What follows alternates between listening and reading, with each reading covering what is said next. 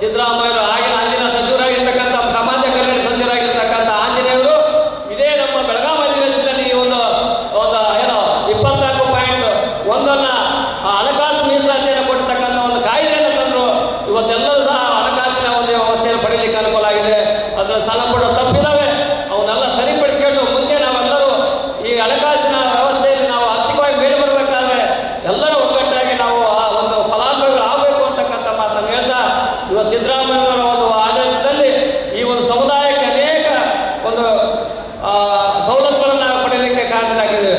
ಇವತ್ತು ನಾವು ಒಂದು ಕಡೆ ಅಂಬೇಡ್ಕರ್ ಹೇಳ್ತಾರೆ, ಅಂಬೇಡ್ಕರನ್ನು ಆರಾಧನೆ ಮಾಡೋದಂತ ಮುಖ್ಯ ಅಲ್ಲ, ಅಂಬೇಡ್ಕರನ್ನು ಅನುಕರಣೆ ಮಾಡಬೇಕು. ಅಂಬೇಡ್ಕರ್ನ ಆರಾಧನೆ ಮಾಡಿ ವೈಭವೀಕರಿಸೋದು ಮುಖ್ಯ ಅಲ್ಲ, ಅಂಬೇಡ್ಕರ್ನ ಅನುಕರಣೆ ಮಾಡಿದ ಮಾತ್ರ ಅದಕ್ಕೆ ಅರ್ಥ ಬರುತ್ತೆ ಅಂತಕ್ಕಂಥ ಮಾತನ್ನು ಹೇಳಲಿಕ್ಕೆ ಬಯಸ್ತೇನೆ. ಅದ್ರ ಜೊತೆಗೆ ಇವತ್ತೇನಮ್ಮ ಇವತ್ತು ಮಹಿಳೆಯರಿಗೆ ಇವತ್ತು ಸ್ವಾತಂತ್ರ್ಯ ಸಿಕ್ಕಿದೆ ಅಂದರು. ಇವತ್ತು ತಾಯಿಯರಿಗೆ ಮನುಕುಲದಲ್ಲಿ ಈ ಸಂದರ್ಭದಲ್ಲಿ ಈ ಮಹಿಳೆಯರು ತಾವು ಏನು ಬರೇ ಹೆರಿಗೆ ಡೆಲಿವರಿ ಮಾಡೋ ಒಂದು ಫ್ಯಾಕ್ಟ್ರಿ ಆಗಿದ್ದರು ಇವು ಆಗಿನ ಕಾಲದಲ್ಲಿ. ಇವತ್ತು ಯಾರಾದರೂ ಇವತ್ತು ಮಹಿಳೆಯರಿಲ್ಲ ನಮ್ದು ಹೇಳ್ಕೊಂಡು ಕೂತಾರ ಕಮಿಷನರ್ ಆಗಿ ಅಂಬೇಡ್ಕರ್ ಕೊಟ್ಟಂಥ ಕೊಡುಗೆ, ನಮ್ಮ ಅಕ್ಕರ್ ಕೂತಾರಂದ್ರೆ ನಮ್ಮ ಪ್ರಭಾಕರ್ ಇವತ್ತು ಅಂಬೇಡ್ಕರ್ DC ಮತ್ತು ಅವರ ವರಿಷ್ಠಾಧಿಕಾರಿ ಆಗಿರ್ತಕ್ಕಂಥ ಉಮಾ ಅವರು ಬಂದಿದ್ದಾರೆ. ಇವತ್ತು ಅಂಬೇಡ್ಕರ್ ಕೊಟ್ಟಂಥ ನಮ್ಮ ಮಹಿಳಾ ಮೀಸಲಾತಿಯಿಂದ ಇವತ್ತೆಲ್ಲರೂ ಸಹ ಸಮನಾಗಿರ್ತಕ್ಕಂಥ ವ್ಯವಸ್ಥೆ ಆಗಿದೆ. ಅಂದರೆ ಇವತ್ತು ಸಮನಾಗಿ ಮಹಿಳೆ ನಮ್ಮ ಜೊತೆ ಬರ್ತಾ ಇದ್ದಾರೆ ಅಂದರೆ ಅದು ಅಂಬೇಡ್ಕರ್ ಕೊಟ್ಟಂಥ ಒಂದು ಕೊಡುಗೆ ಅಂತಕ್ಕಂಥದ್ದು ಯಾರು ಮರಿಬಾರ್ದು. ಇಲ್ಲ ಮನುಕುಲದ ಒಂದು ವ್ಯವಸ್ಥೆಯಲ್ಲಿ ಹೋಗಿದ್ರೆ ನಮ್ಮ ತಾಯಿಯರು ಯಾರು ಮೇಲ್ ಬರಲಿಕ್ಕೆ ಸಾಧ್ಯ ಆಗ್ತಾಯಿಲ್ಲ. ಇವತ್ತು ಮನುಕುಲ ನಮ್ಮನ್ನ ತುಳಿತಕ್ಕಂಥ ವ್ಯವಸ್ಥೆ ಮಾಡ್ತಾ ಇತ್ತು. ಇವತ್ತು ಅಂಬೇಡ್ಕರ್ ಅವರ ಸಂವಿಧಾನ ಬಂದ ಮೇಲೆ ಇವತ್ತು ತಾಯಿಯರು ಹೊರ ಬರಲಿಕ್ಕೆ ಸಾಧ್ಯ ಆಗಿದೆ. ಅಂಥ ಒಂದು ಸಂವಿಧಾನ ಒಂದು ಕೊಟ್ಟಿರ್ತಕ್ಕಂಥ ನಮ್ಮ ಅಂಬೇಡ್ಕರ್ ಅವರನ್ನು ನೆನೆಯುತ್ತಾ ಅದ್ರ ಜೊತೆಗೆ ಇವತ್ತು ನಮ್ಮ ಮುಖ್ಯಮಂತ್ರಿಗಳು ಒಂದು ಘೋಷಣೆ ಮಾಡಿದ್ರು. ಮೊನ್ನೆ ನಾನು ಸಹ ಅಧಿವೇಶನದಲ್ಲಿ 2 ಸರಿ ಚರ್ಚೆ ಮಾಡಿದ್ದೆ. ಈ ಪೌರ ಕಾರ್ಮಿಕರಿಗೆ ನೇಮಕಾತಿಯಲ್ಲಿ ಕಾಯಂಗೊಳಿಸಬೇಕು, ಈ ಹೊರಗುತ್ತಿಗೆಯಿಂದ ಬಾಗಲುಗುರಿ ಆಗ್ತದೆ, ಅದು ನಿಯಂತ್ರಣ ಮಾಡಬೇಕು ಅಂತಕ್ಕಂಥ ನಾನು 2 ಸರಿ ಬೆಳಕಿಸಲಿದ್ದೆ. ಅದರಂತೆ ನಮ್ಮ ಮುಖ್ಯಮಂತ್ರಿಗಳು ಈಗಾಗಲೇ ಮೊನ್ನೆ ನಡೆದಂಥ ಕಾರ್ಯಕ್ರಮದಲ್ಲಿ ಪೌರ ಕಾರ್ಮಿಕರನ್ನು ಎಲ್ಲ ಲಾರಿ ಡ್ರೈವರ್ ಎಲ್ಲರೂ ಸಹ ಅವರಿಗೆ ಕಾಯಂ ನೌಕರಿ ಕೊಡ್ತಕ್ಕಂಥ ಒಂದು ಘೋಷಣೆ ಮಾಡಿದ್ರೆ ಅಂದರೆ ಅದು ಸಿದ್ದರಾಮಯ್ಯವರು ಅಂತಕ್ಕಂಥದ್ದು ಹೆಮ್ಮೆಯಿಂದ ಹೇಳ್ಕೋಬೇಕು. ಅದು ಒಂದು ಕಡೆಗೆ ನಮಗೆ ಸಂತೋಷ ಆಗ್ತಾ ಇದೆ. ಒಂದು ಕಡೆಗೆ ನಮಗೆ ಸಿದ್ದರಾಮಯ್ಯ ಮಾಡಿರ್ತಕ್ಕಂಥ ಪೌರ ಕಾರ್ಮಿಕರಿಗೆ ಮಾಡಿರ್ತಕ್ಕಂಥದ್ದು ನ್ಯಾಯ ನಮಗೆ ಸಂತೋಷ ಆಗ್ತದೆ. ಇನ್ನೊಂದು ಕಡೆ ನಾನು ನೋವಾಗ್ತಾ ಇದ್ದೀನಿ. ಏನು ನೋವು ಅಂದರೆ ಇವತ್ತು ಒಂದು ನಿಮಿಷ ಕಮಿಷನರ್ ಒಂದು ಸೆಕೆಂಡ್ ಒಂದು ಮಾತು ಹೇಳೋಣ. ಪೌರ ಕಾರ್ಮಿಕರ ನೇಮಕಾತಿ ಮಾಡಿಕೊಡ್ಲಿಕ್ಕೆ ನಮ್ಮ ಸಿದ್ದರಾಮಯ್ಯ ಸಾಹೇಬರು ಒಂದು ಆದೇಶ ಮಾಡಿದರೆ ನಮಗೆ ಸಂತೋಷ. ಆದರೆ ಒಂದು ಕಡೆ ನೋವಾಗ್ತಾ ಇದೆ, ಒಂದು ಕಡೆ ಕಣ್ಣೀರು ಬರ್ತಾವೆ. ಯಾಕೆ ಅಂತಕ್ಕಂಥದ್ದು ಹೇಳಿದ್ರೆ ಇಡೀ ರಾಜ್ಯದಲ್ಲಿ ಕೆಲವರು ಮಹಾನಗರ ಪಾಲಿಕೆ ನಗರಸಭೆಯಲ್ಲಿ ಇವತ್ತು ಆದೇಶ ಕಾಪಿ ಬಂದ ತಕ್ಷಣವೇ ಇಡೀ ಪೌರ ಕಾರ್ಮಿಕರ ಹಿಂಸೆ ಸ್ಟಾರ್ಟ್ ಆಗಿದೆ. ಇಡೀ ಪೌರ ಕಾರ್ಮಿಕರ ಹಿಂಸೆ ಸ್ಟಾರ್ಟ್ ಆಗಿದೆ. ಅವರು 2 ಲಕ್ಷ ರೂಪಾಯಿ ಕೊಡಬೇಕು, 3 ಲಕ್ಷ ಕೊಡಬೇಕು, 5 ಲಕ್ಷ ರೂಪಾಯಿ ಕೊಡಬೇಕು. ಹಂಗಂದ್ರೆ ನಿಮ್ಮ ಪರ್ಮಿಟ್ ಅವಾಗ ಕೆಲಸ ಸೇರ್ಬೇಕಾದ್ರು 2 ಲಕ್ಷ 3 ಲಕ್ಷ ಕೊಟ್ಟು ಕೆಲಸ ಸೇರಿದ್ರು. ಈಗ ಪರ್ಮಿಟ್ ಕೊಡೋಕ್ಕಾದ್ರೆ ಅವರಿಗೆ 3 ಲಕ್ಷ 5 ಲಕ್ಷ ದುಡ್ಡು ಕೇಳ್ತಕ್ಕಂಥ ವ್ಯವಸ್ಥೆ ಐತೆ. ಅದಕ್ಕೆ ನೀವೆಲ್ಲರೂ ಬಂದ್ ಮಾಡ್ತಕ್ಕಂಥ ವ್ಯವಸ್ಥೆಯನ್ನು ಜಿಲ್ಲಾಡಳಿತ ಮಾಡಬೇಕು. ಇಡೀ ರಾಜ್ಯದಲ್ಲಿ ಇರ್ತಕ್ಕಂಥ ನಗರಸಭೆ ಮತ್ತು ಮಹಾನಗರ ಪಾಲಿಕೆಯಲ್ಲಿ ಇರ್ತಕ್ಕಂಥ ಶೋಷಣೆಯನ್ನು ತಡೆಗಟ್ಟತಕ್ಕಂಥ ಕೆಲಸ ಮಾಡಬೇಕು. ಈ ಶೋಷಣೆಗೆ ತಡೆಗಟ್ಟಲಿಕ್ಕೆ ಅವರು ಕೆಲವು ನಮ್ಮಂಥ ರಾಜಕಾರಣಿಗಳು ಉಪೇಕ್ಷಿಸ್ತಾರೆ. ನಾವು ಯಾರು ಬೆಂಬಲಿಸಲ್ಲ, ಮಲ್ಲಾಳ ಬೆಂಬಲಿಸಲ್ಲ, ಪ್ರಭಾ ಮಲ್ಲಿಕಾರ್ಜುನ ಬೆಂಬಲಿಸಲ್ಲ, ಯಾರು ಬೆಂಬಲಿಸಲ್ಲ. ಇಲ್ಲಿ ಬೆಂಬಲ ನ್ಯಾಯಕ್ಕೆ ಬೆಂಬಲ ಇದೆ. ಅದರಿಂದ ನಮ್ಮ ತಾಯಿಯರು ಪೌರ ಕಾರ್ಮಿಕರ ತಾಯಿಯರಿಗೆ ಯಾರು ಸಹ ಶೋಷಣೆ ಮಾಡಬಾರ್ದು, ಅವರಿಂದ ದುಡ್ಡು ವಸೂಲಿ ಮಾಡತಕ್ಕಂಥ ವ್ಯವಸ್ಥೆ ಆಗಬಾರ್ದು. ಅದರ ಕಡೆ ಗಮನ ಹರಿಸಬೇಕು ಅಂತಕ್ಕಂಥ ಮಾತನ್ನು ನಾನು ಬಹಳ ನೋವಿನಿಂದ ಹೇಳ್ತಾ ಇದ್ದೀನಿ. ನಾನು ಅನುಭವಿಸ್ತಕ್ಕಂಥ ನೋವಿನಿಂದ ಹೇಳ್ತಾ ಇದ್ದೀನಿ. ಈಗೆಲ್ಲ ಸಾಲ ಕೇಳ್ತಾರ ಪೌರ ಕಾರ್ಮಿಕರು 10 ರೂಪಾಯಿ ಬಡ್ಡಿಯಾಗಿ 10 ರೂಪಾಯಿ ಬಡ್ಡಿಯಾಗಿ ಸಾಲ ಇಟ್ಟಿರ್ತಾರೆ. ಈಗ ಸಿದ್ದರಾಮಯ್ಯನ ಆದೇಶ ಬರ್ತಿದ್ದಂಗೆ ಇದೆಲ್ಲ ಸ್ಟಾರ್ಟ್ ಆಯಿತು ವಸೂಲಿ. ಎಲ್ಲಿ ಹೋಗ್ಬೇಕು ಈ ಜನ? ಮಕ್ಕಳನ್ನ ಇನ್ನೊಬ್ಬರು ಮನೆಗೆ ಹಾಕೊಂಡು ಕಸ ಹೊಡೆದು ಹೋಗಿ ಜೀವನ ಮಾಡ್ತಕ್ಕಂಥ ತಾಯಿಯಿಂದ ವಸೂಲಿ ಮಾಡ್ತಕ್ಕಂಥ ವ್ಯವಸ್ಥೆ ಇದೆ. ಅದು ಅಧಿಕಾರಿಗಳು ತಗೊಂಡವರು ಇನ್ನೊಬ್ರು ತಗೊಂಡವರು ಎನ್ಕ್ವೈರಿ ಮಾಡಿಸ್ಬೇಕು, ಲೋಕಾಯುಕ್ತ ಕೂಡ ಎನ್ಕ್ವೈರಿ ಮಾಡಿಸ್ಬೇಕು. ಅವಾಗ ಗೊತ್ತಾಗುತ್ತೆ ಇಲ್ಲಿ ನ್ಯಾಯ ಸಿಗುತ್ತೆ. ಸುಮ್ಮನೆ ಪಾಠ ಮಾಡಿ ಹೋಗ್ಬಿಟ್ರೆ ಯಾರಿಗೂ ನ್ಯಾಯ ಕೊಡೋಕ್ಕಾಗಲ್ಲ.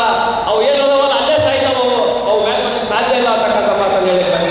ಆದ್ದರಿಂದ ದಯಮಾಡಿ ಆ ಪೌರ ಕಾರ್ಮಿಕರ ಹಿತವನ್ನು ಕಾಪಾಡದೆ ಹೋದರೆ ನಾನು ವಿಧಾನಸೌಧದಲ್ಲಿ ಮತ್ತೆ ನಾನು ಏನು ಚರ್ಚಿಸ್ತಾನೋ ಗೊತ್ತಿಲ್ಲ. ನನಗೆ ಇಲ್ಲಿಗೆ ಅಡ್ಡಿ ಆಗಬೇಕು. ನಿಮ್ಮ ಕೈ ಮುಗಿ ಕೇಳ್ತೀನಿ, ಈ ದುಡ್ಡು ವಸೂಲಿ ಮಾಡೋದು ನಿಲ್ಲಿಸವ ನಿಮ್ಮ ಕಾಲಿ ಇಟ್ಕೊಂಡು ನಾವು ಸಮನಾಗಿ ಅರಿಯಪ್ಪ ಅಂತಕ್ಕಂಥ ಒಂದು ವೇದಿಕೆಯನ್ನು ಮಾಡೋಣ ಇದೇ ಕಾಲದಲ್ಲಿರ್ತಕ್ಕಂಥ ಮಾತನ್ನು ಹೇಳಿ ಅದ್ರ ಜೊತೆಗೆ ಇವತ್ತು ನಮ್ಮ ಸರ್ಕಾರ ಪರಿಷ್ಠ ಜಾತಿ ಪರಿಷ್ಠ ವರ್ಗಕ್ಕೆ ಒಂದು ಹಣಕಾಸಿನ ಮೀಸಲಾತಿ ಇಟ್ಟಿತ್ತು. ಇವತ್ತೇನಾದ್ರು 24.1% ಹಣ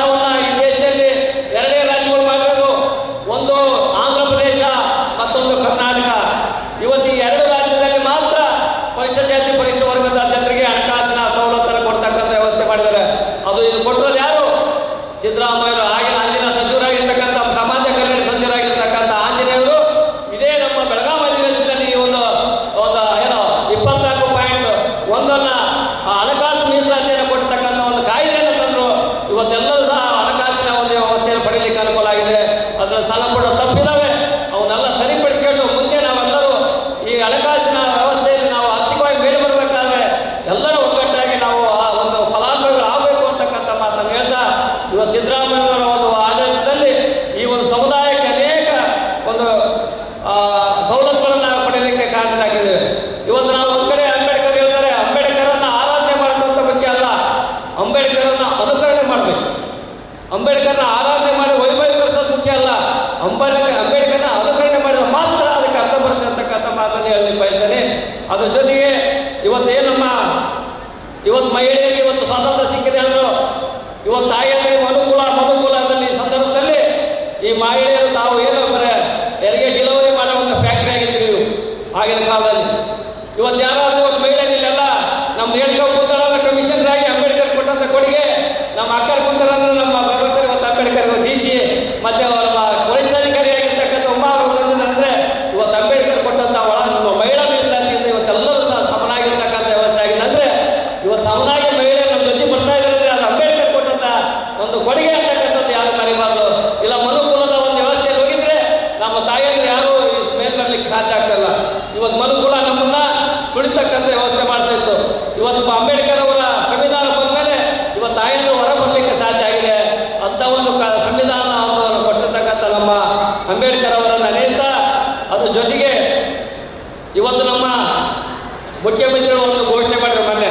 ನಾನು ಸಹ ಅಧಿವೇಶನದಲ್ಲಿ 2 ಸರಿ ಚರ್ಚೆ ಮಾಡಿದ್ದೆ. ಈ ಪೌರ ಕಾರ್ಮಿಕರಿಗೆ ನೇಮಕಾತಿಯಲ್ಲಿ ಕಾಯಂಗೊಳಿಸಬೇಕು, ಈ ಹೊರಗುತ್ತಿಗೆಯಿಂದ ಬಾಗಲು ಬರಿ ಆಗ್ತದೆ, ಅದು ನಿಯಂತ್ರಣ ಮಾಡಬೇಕು ಅಂತಕ್ಕಂಥ ನಾನು 2 ಸರಿ ಬೆಳಕಿಸಿದ್ದೆ. ಅದರಂತೆ ನಮ್ಮ ಮುಖ್ಯಮಂತ್ರಿಗಳು ಈಗಾಗಲೇ ಮೊನ್ನೆ ನಡೆದಂಥ ಕಾರ್ಯಕ್ರಮದಲ್ಲಿ ಪೌರ ಕಾರ್ಮಿಕರನ್ನ ಎಲ್ಲ ಲಾರಿ ಡ್ರೈವರ್ ಎಲ್ಲರೂ ಸಹ ಅವರಿಗೆ ಕಾಯಂ ನೌಕರಿ ಕೊಡ್ತಕ್ಕಂಥ ಒಂದು ಘೋಷಣೆ ಮಾಡಿದ್ರಂದ್ರೆ ಅದು ಸಿದ್ದರಾಮಯ್ಯವರು ಅಂತಕ್ಕಂಥದ್ದು ಹೆಮ್ಮೆ ಅಂತ ಹೇಳ್ಕೋಬೇಕು. ಅದು ಒಂದು ಕಡೆಗೆ ನಮಗೆ ಸಂತೋಷ ಆಗ್ತಾ ಇದೆ. ಒಂದು ಕಡೆಗೆ ನಮಗೆ ಸಿದ್ದರಾಮಯ್ಯ ಮಾಡಿರ್ತಕ್ಕಂಥ ಪೌರ ಕಾರ್ಮಿಕರಿಗೆ ಮಾಡಿರ್ತಕ್ಕಂಥದ್ದು ನ್ಯಾಯ ನಮಗೆ ಸಂತೋಷ ಆಗ್ತದೆ. ಇನ್ನೊಂದು ಕಡೆ ನಾನು ನೋವಾಗ್ತಾ ಇದ್ದೀನಿ. ಏನು ನೋವು ಅಂದರೆ ಇವತ್ತು ಒಂದು ನಿಮಿಷ ಕಮಿಷನರ್ ಒಂದು ಸೆಕೆಂಡ್ ಒಂದು ಮಾತು ಹೇಳೋಣ. ಪೌರ ಕಾರ್ಮಿಕರ ನೇಮಕಾತಿ ಮಾಡಿಕೊಡ್ಲಿಕ್ಕೆ ನಮ್ಮ ಸಿದ್ದರಾಮಯ್ಯ ಸಾಹೇಬರು ಒಂದು ಆದೇಶ ಮಾಡಿದರೆ ನಮಗೆ ಸಂತೋಷ. ಆದರೆ ಒಂದು ಕಡೆ ನೋವಾಗ್ತಾ ಇದೆ, ಒಂದು ಕಡೆ ಕಣ್ಣೀರು ಬರ್ತಾವೆ. ಯಾಕೆ ಅಂತಕ್ಕಂಥದ್ದು ಹೇಳಿದ್ರೆ ಇಡೀ ರಾಜ್ಯದಲ್ಲಿ ಕೆಲವರು ಮಹಾನಗರ ಪಾಲಿಕೆ ನಗರಸಭೆಯಲ್ಲಿ ಇವತ್ತು ಆದೇಶ ಕಾಪಿ ಬಂದ ತಕ್ಷಣವೇ ಇಡೀ ಪೌರ ಕಾರ್ಮಿಕರ ಹಿಂಸೆ ಸ್ಟಾರ್ಟ್ ಆಗಿದೆ.